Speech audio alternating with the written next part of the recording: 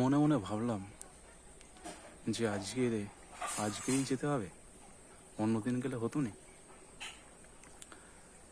মনটাকে স্থির করে কিছু টাকা নিয়ে বার হয়ে চলে গেলাম শপিং মলে। একটা প্যান্ট কিনতে হবে, নাহলে পরার প্যান্টগুলো ছিঁড়ে গেছে। এই বলে দুটো প্যান্ট কিনতে বার হয়ে চলে গেলাম। সেখানে যেতেই দেখতে পেলাম কাকলিকে শপিং মলের মধ্যে কি যেন কিনছে। গিয়ে বললাম, কি রে কাকুলি, কি কিনছিস?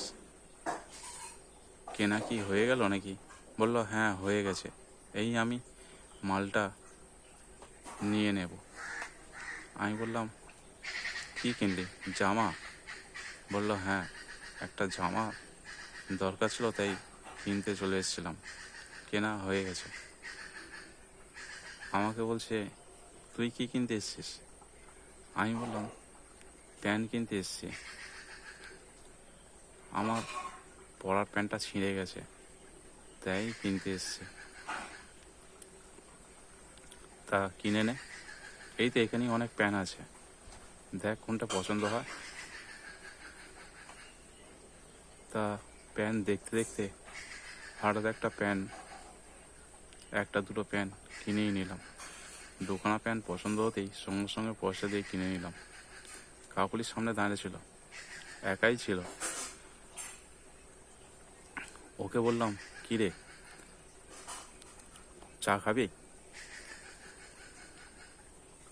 বলল, না চাটা তো খুব একটা খাইনি, তা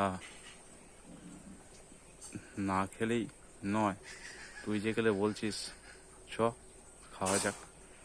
এই বলে ওকে চায়ের দোকানে নিয়ে এলাম। তারপরে দু একটা কথা না বললেই নয়, বলছি। আমি বললাম, হ্যাঁ কাকুলি, কেমন আছিস? বলল, ভালো আছি। আমাকে জিজ্ঞাসা করছে, তুই কেমন আছিস? আমি বললাম, আমিও ভালো আছি। আমাকে বলছে, তুই কি বিয়ে করেছিস? আমি বললাম, হ্যাঁ, মেয়ে পাচ্ছিলাম না, লাস্টে এক ছেলের মা খুব অশান্তির মধ্যে ভুগছিল। তার স্বামী নাকি প্রতিদিন এসে অত্যাচার করতে থাকে তার প্রতি। সে শ্বশুরবাড়িতে থাকে আর তার সঙ্গে ডিভোর্সও হয়ে যায়। এই অবস্থায় মেয়ে খুঁজতে খুঁজতে সেই মেয়েটার সন্ধান পেয়েই বিয়েটা করি। কাকুলি শুনে বলছে, ঠিক করেছিস ভাই, এটাই যেন মেয়েদের যেন দিনক্ষণ চলছে। আমি জিজ্ঞাসা করলাম, কাকুলি তুই কেমন আছিস? বললো, আমার ওই একই অবস্থা। বিয়ের কিছুদিন পর থেকেই স্বামী আমার প্রতি বিশাল অত্যাচার করতে থাকে। সেই কারণবশতে আমি ওকে ছেড়ে দিই। তখন আমার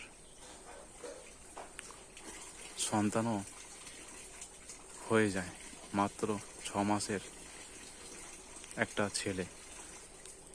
সেই অবস্থাতেই রাত দিন অশান্তি করবে, ছেলের দুধ কিনবে না, খাবার কিনবে না, আর সমস্ত পয়সা কোথায় যে কি করে আসবে তার নেই কোনো ঠিক।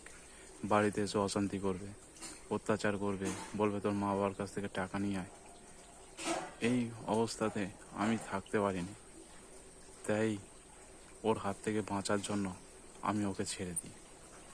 দিয়ে ছেলেটা একটু বড় হতেই তারপরে দাদা আমাকে দেখে অন্য জায়গায় একটা বিয়ে দেয় ওর বন্ধুর সঙ্গে। তার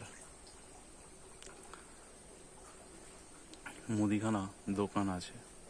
ছেলেটা খুবই ভালো, তার বউ মারা গিয়েছিল।